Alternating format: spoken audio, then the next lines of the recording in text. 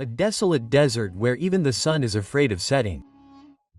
A good-hearted person who was called but not by humans, and a horrifying reality that was buried in the sand for centuries.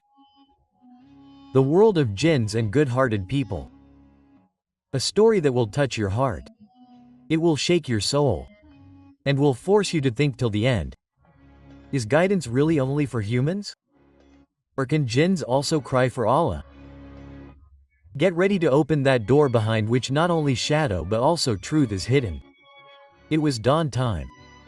A light was spreading in the sky and a strange silence was spread all around.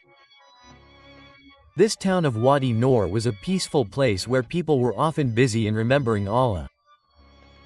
But behind this peaceful atmosphere, a secret was hidden which no one could know for centuries.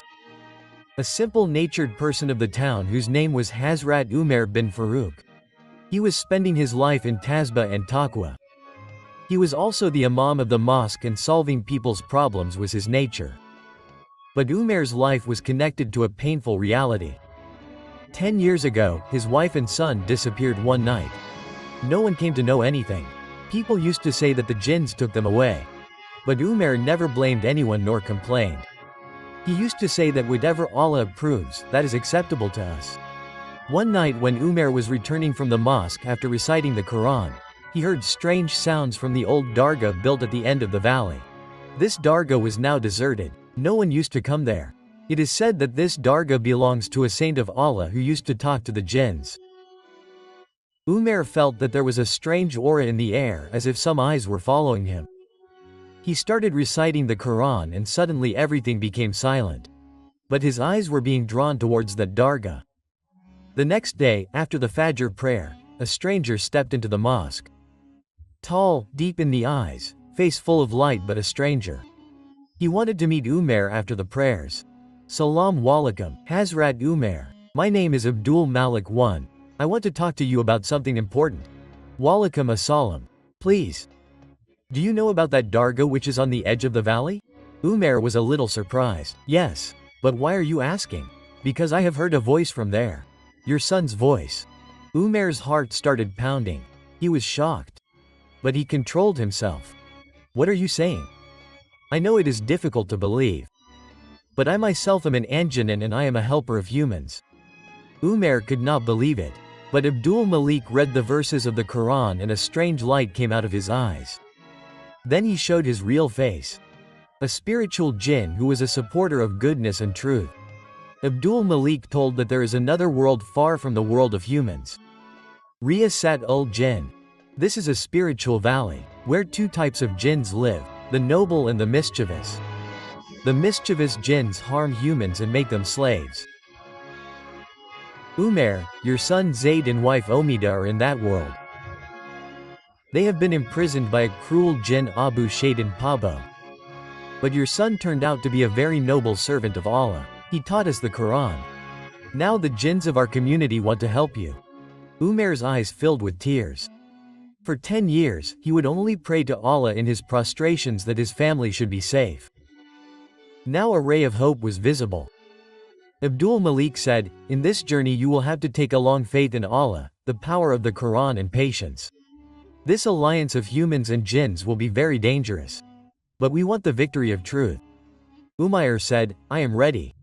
For the sake of Allah, for the sake of my son. Abdul Malik gave him an amulet which had the power of reciting Surat al-Baqarah. Keep it with you all the time. It will not let the evil jinns affect you. Umar offered his last namaz in his mosque. He hugged people and said, if I return, prayers will be needed. If I do not return, then understand that I tried to bring back my alakana in the name of Allah. People were crying. That day the sounds of recitation were coming out intermittently in the mosque. There was a strange fragrance in the air. As if the angels were also conspiring against that good intention. Abdul Malik started recitation. He drew a circle and told Umar, as soon as you step in this circle, you will enter our world. But remember, everything there will not be as you think. Umar said Bismillah and stepped in. As soon as Umar bin Farooq stepped in the circle drawn by Abdul Malik, a new world opened up in front of his eyes. He had reached a place where every moment, every scene and every wind was saying something. The trees were not only green but the echo of Quranic verses was heard from them. The winds were light but saturated with the mention of Allah. It seemed as if time had stopped here, or perhaps the meaning of time in this world is something else. This is Valley of Hawk. Abdul Malik said, this is the first floor of Riyasat ul Jinn. Only those jinns come here who are on the path of truth. This is also the designated place of our court. Umair's eyes were roaming around. There was a strange combination of restlessness and hope in his heart. Are Zad and Hamida here? No. Abdul Malik bowed his head regretfully. They are imprisoned in the Valley of Satan, Valley of Oppression. But to save them, first we need the permission and order of the court. Abdul Malik took Umair to a divine building, seeing which human eyes would be dazzled. The building was like an old mosque, but its walls were made of light. A board was hanging outside it, on which was written Adalat Ilmo Haqqa, only for those who fear Allah. As soon as both of them entered inside, the doors started opening automatically. There was a big hall in which verses from the Quran were written on the walls. Jinns were sitting in every corner. Some old, some young, all had a light and the light of rosary on their faces. A number of jinnats sitting in different rooms were looking at Umair carefully. Suddenly a voice echoed. Abdul Malik, did you take permission to bring a human to the court? Abdul Malik bowed his head and replied, Hazrat Tahir al-Jinn is present. This human is the same pious person whose son and wife are imprisoned in our world. He has come to free his family from the captivity of the cruel Abu Shaitan. Hazrat Tahir looked at Umair. There was depth on his face, relation of age and the God of knowledge. Do you swear that in this war you will keep the intention of only truth and justice? I swear in the name of Allah. Umair said that my aim is not only to bring back my wife and child but also to free the innocent from that cruel person. Tahir al-Jinn shook the beads of his rosary and waved a Noorani decree in the air. That order turned into golden light and then came into the hands of Abdul Malik. This is the order of Haqqa. Now you can enter Wadi Zulm. But remember, Abu Shaitan attacks not only with power but also with cunningness and mischief. After this, Umair was given 3 spiritual jinns who will protect him. 1 Jibril al-Haqqa, who is expert in recitation and can hear the voices of jinnat. 2 Mahira bint Noor, a Noorani jinniya whose spiritual powers can stop the satanic magic. 3 Ayaz al-Sabr, a strong jinn who is expert in physical fight. Now start the journey. Tahir said, and may Allah be your companion. It was night time when the 4 left Wadi-e-Haq and headed towards Wadi Shuba. This was a place which comes before Wadi Zulm. Every scene here was a mirror of deception. Trees were visible but in reality there was smoke. Water was visible but thirst and jealousy were hidden in it. Suddenly a polite jinn came in their way who was dressed in white and was seen reciting verses from the Quran. He said, wait, you are going on the wrong path. I am a servant of Allah and can show you the right path. Umair and Mahira hesitated a little, but Jibril closed his eyes and heard something and suddenly shouted, he is a liar. His recitation is not tune, it is a conspiracy. The jinn turned into a poisonous thing and attacked. Ayaz moved forward and attacked him with the spiritual lightning of the sword. Mahira recited towards him and burnt him to ashes. This was the first deception. Abdul Malik said, Abu Shaitan's magic has begun. As they moved forward, the winds became heavy. With every step it felt as if the burden on the ground was increasing.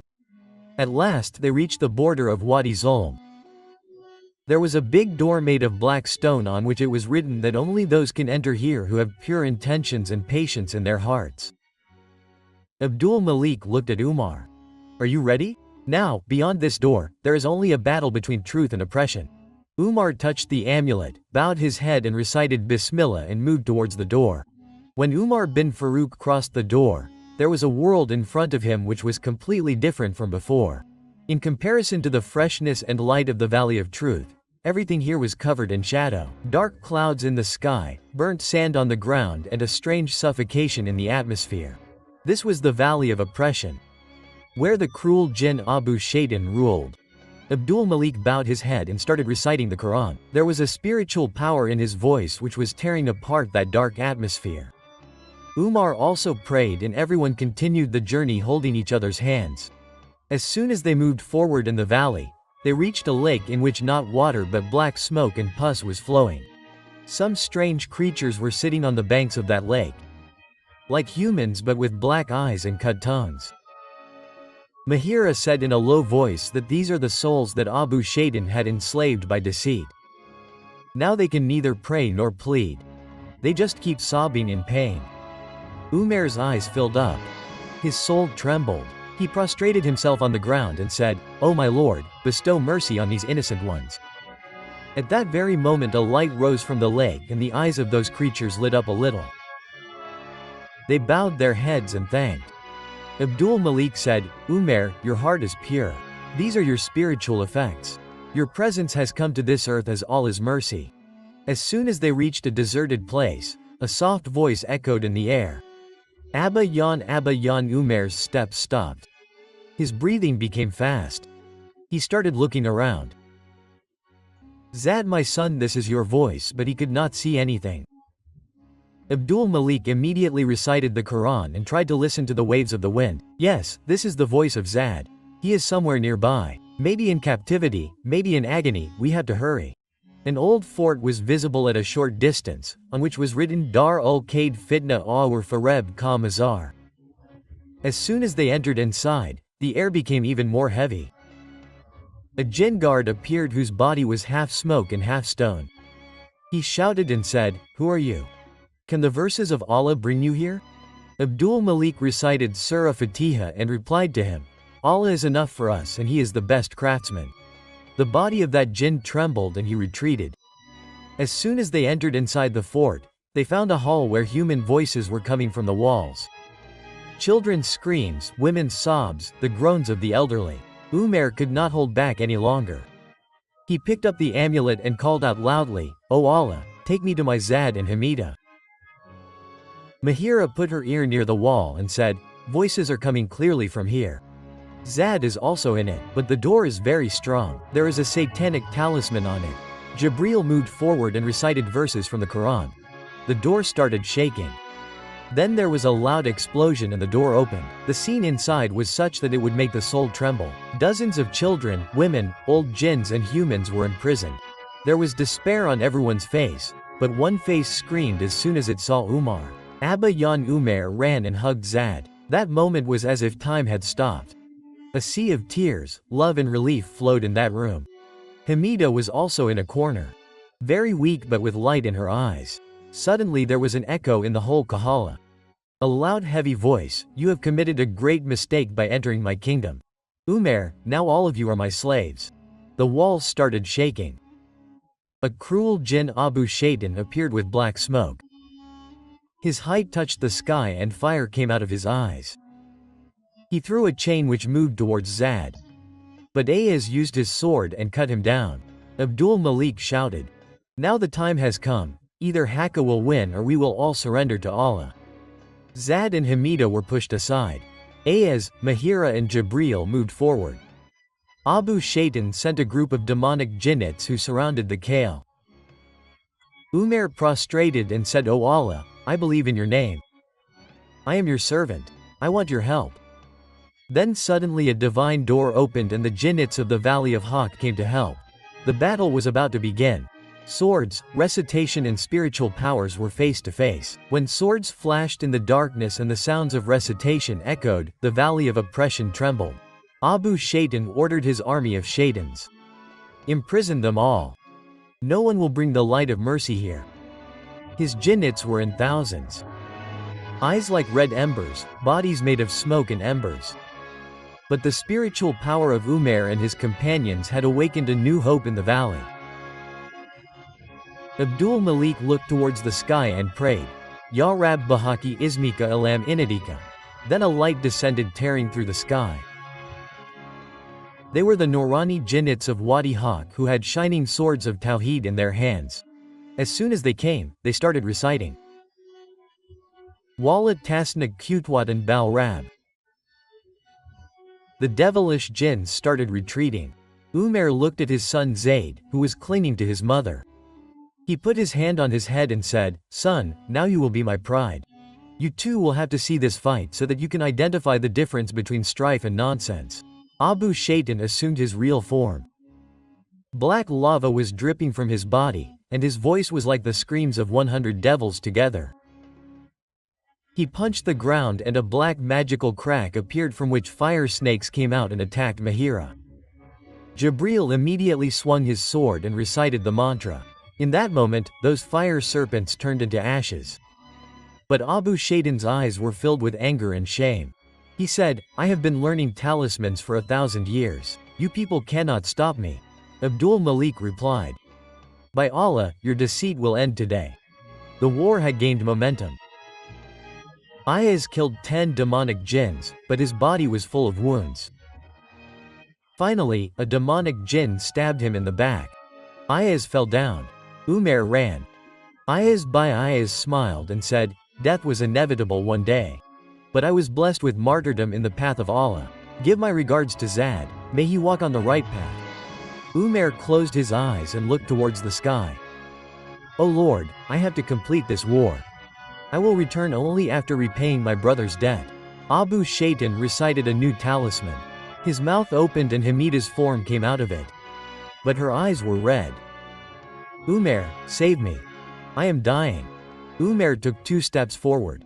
But Mahira stopped him. "This is a deception. The real Hamida is on that side. Satan wants to play with your emotions." Umair immediately recited surnas and the fake Hamida turned into smoke. Abu Shaitan screamed, "You turned out to be a true servant of Allah, but now I will separate you from your soul." He recited one last talisman which caused a black storm. Darkness spread all around. Abdul Malik and Mahira fell down. Jibril was also injured. Umair was standing alone. He picked up the amulet and placed it on the ground.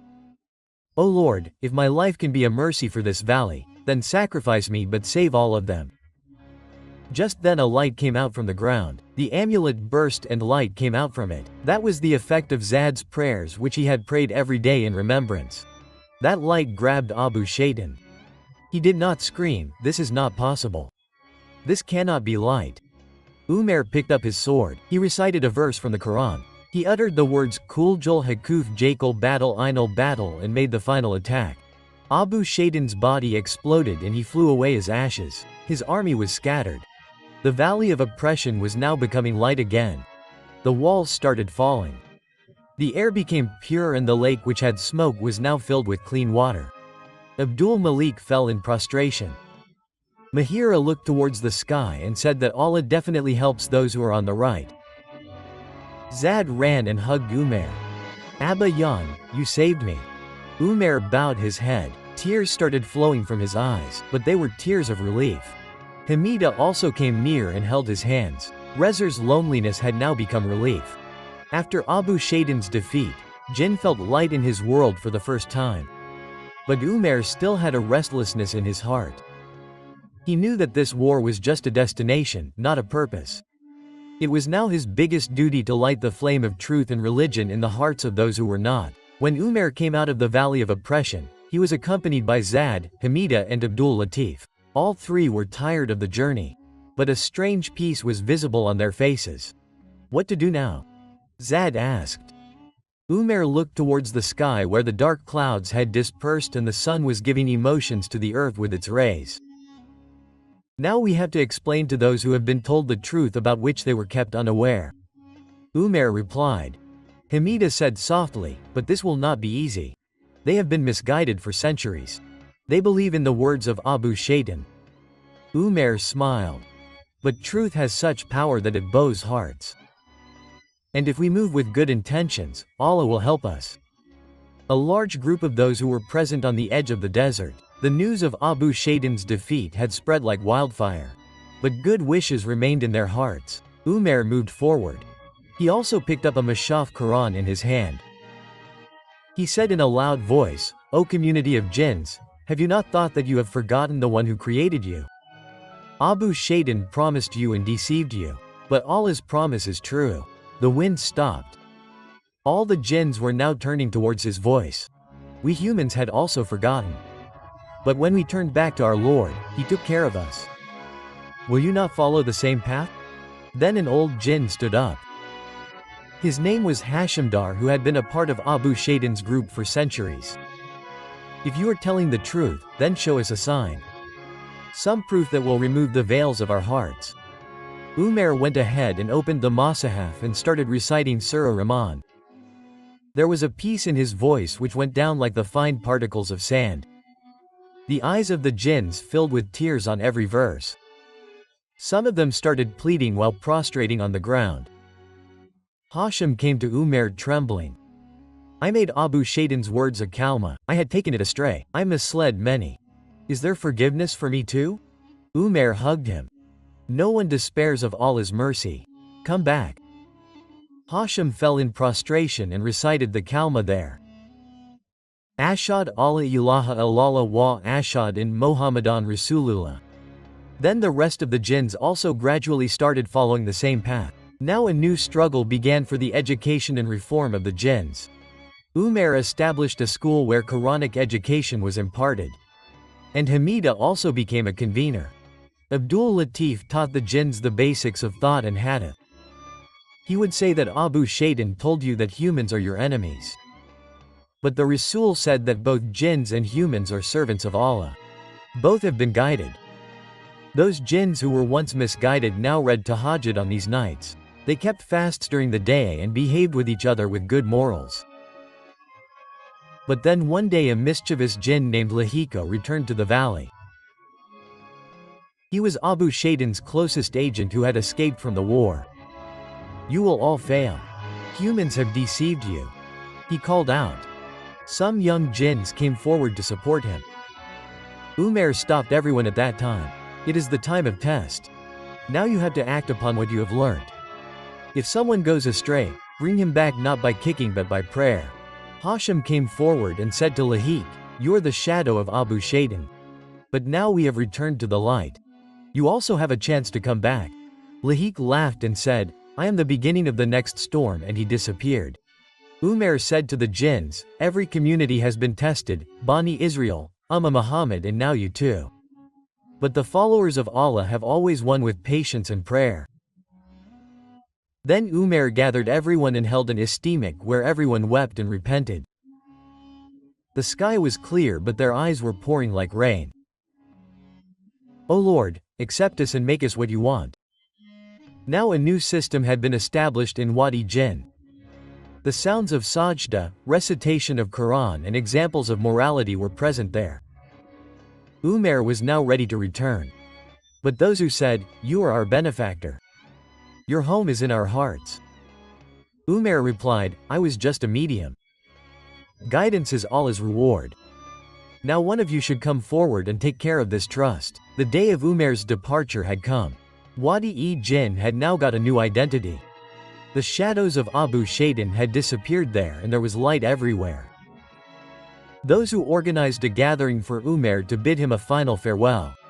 Everyone's eyes were moist. Zad, Hamida and Abdul Latif had also now accepted this valley as their home. Hashim came forward and said, you not only gave us life but also guidance. Now if you leave, who will be our leader? Umair replied in a soft tone, a leader is one who awakens the love of Allah in every heart. Now the same flame has been lit in your hearts. Now you are each other's leader, not me. Then he sent a young Jinn Furasat Paas forward. Now he will be the trustee of this valley, who will decide only on the orders of the Quran and not on his own self. That very night when everyone understood that peace has been established forever, Lahika Pa returned. But this time he was not alone. He had more than 100 jinns with him, whose faces were like acid and eyes were on fire. We have decided that we will finish you all. Lahik shouted. Hashim replied, now we do not have swords but patience. We will not fight, we will just call you towards Allah. Lahik attacked. But at that time a surprising scene appeared.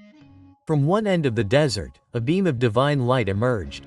That light spread like the wind and surrounded Lahik's gang from all sides. Umair closed his eyes and prayed in his heart. O God, this is your trust. Only you save it. Then a voice came from the sky. Lot Kaf Ina Makam, don't be afraid, I am with you. Lahik and his companions disappeared with a sigh. Only sand kept flying, but peace remained. After that storm, those who repented and swore never to return to misguidance.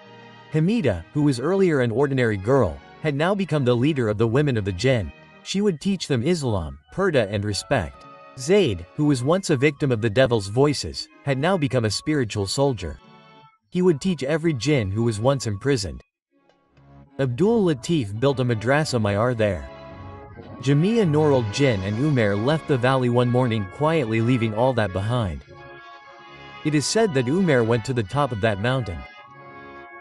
Where he first heard the voices of the jinns, he prostrated there and said, "O Lord, you know I have conveyed your message. This valley is now yours. I am returning to that journey where it is possible to see you." And then no one saw Umair. Centuries passed. The valley is still there, in that corner of the desert where the sun sets late. But there is a silent peace of the jinns there now. Sometimes a Sufi feels the fragrance of that place as if the souls are still present in the prostrations. The voice of truth can be suppressed but cannot be ended. Repentance is for everyone, be it a human or a jinn. When a good person stands up for Allah from the heart, the whole universe becomes his helper. Knowledge, patience and prayer, these three are a bigger weapon than the devil. O Allah, include us also among the good people. Save us from every misguidance and keep us on the path of truth. Just as you showed the path to those whom you showed, show us the straight path too. Give us a life that is the reason for your pleasure, and give us a death which is no less than martyrdom. Ameen Ya Rabbal Alameen. Like the video so that we get more encouragement. Share it with your friends and family so that more people can learn a lesson from this incident. Subscribe to the channel and press the bell icon so that you don't miss our new stories. Tell us in the comment what lesson this incident taught you. Log in and you must be seeing our video on your screen. Watch that too and learn something good. See you soon with another new lesson-based Islamic story. Allah Hafiz.